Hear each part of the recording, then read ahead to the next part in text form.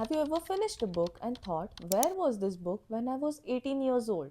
Because I definitely have. When I was 18, I always thought it was always about choosing the right education, scoring the right grades, and then life would be just sorted. But looking back now, I realize that there are so many things nobody really teaches us: how to think, how to deal with failure, how to manage our emotions, and even how to build habits, even how to understand ourselves. While some books may not have all the answers, but they can definitely help you shape your life. So today I wanted to share you a few books that I wish I had read when I was 18. So let's get started. The first book is Atomic Habits by James Clear. You might have probably seen this book everywhere, and it is famous for quite some reason. When we are younger, we usually think that successful people are always motivated. This book changes everything. It tells us that success is not about motivation, it is about systems. If you do small actions repeatedly, you will become a perfectionist in it. Example, if you read every day, you become a reader. If you write 10 pages every day, you become a writer. Similarly, if you follow a healthy lifestyle, you'll be a healthier person. Biggest lesson that this book will teach you is you do not rise to the level of your goals, but you fall to the level of your systems. And honestly, I feel someone had told me when I was 18. The second book is The Psychology of Money by Morgan Housel.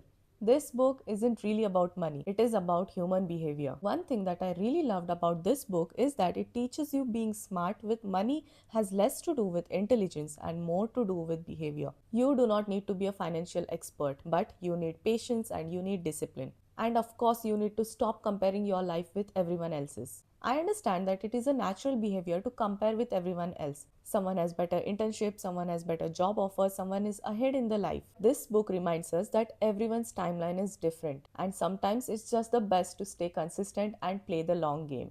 The third book is Ikigai. I'm sure you must have seen this book also in all of the bookstores.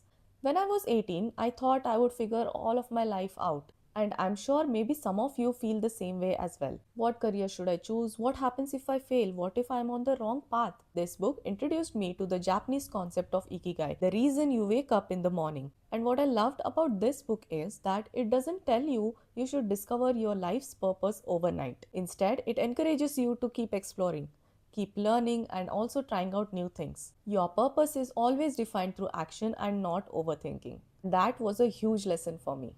The fourth book is The Alchemist. This book feels really simple when you read it, but when you understand the depth of the book, it really awakens something in you. It's a simple story about a shepherd boy who goes and explores all around the world to find a treasure. But beneath the story lies the actual courage. It's about taking risks in your life and also listening to your heart. And it's all about understanding that the journey teaches us more than the actual destination. Now, coming to the fifth book, Man's Search for Meaning. This book completely changed my perspective about problems. The author survived unimaginable hardships and yet found meaning in life. What struck me most was the idea that we cannot always control what happens to us, but we can choose how to respond to it. As students and young adults, we always have some kind of stress: exam stress, job stress, and even the responsibilities of our life. This book teaches us that being resilient is one of the most important skills. Life cannot always be easy, but there can always be a meaning even during your difficult times. So now when I look back, I don't think if I had read these books, they would make my life totally perfect. But I think that they could have made me think slightly different. And sometimes changing the way you think can define a whole new perspective.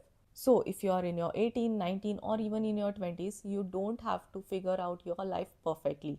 You just have to keep learning, keep trying new things, and just take small steps forward. And trust me, these books can be some of the best teachers of your life. So, I would like to know which book changed your life. Let me know in the comments down below because I'm always looking forward for new recommendations. And if you enjoyed watching this video, don't forget to like, share, and subscribe. And I'll see you in the next one.